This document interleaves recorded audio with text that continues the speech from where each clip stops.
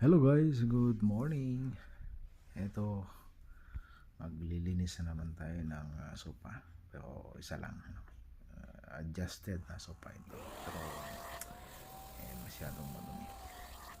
Pero walang problema yan sa Karcher at sa sabon na ating nagamit pang anti-mancha din.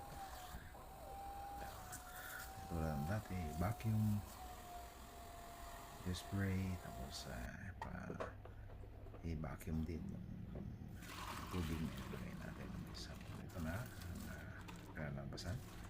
Marumi, no? Ngayon ay taran, napaka linis na. Contento naman ang ating kliyente nito. Yan, diba? Anong masasabi mo, Tuti? Wow! Wow, salamat. At sana nagustuhan nyo din. Thank you, bye-bye.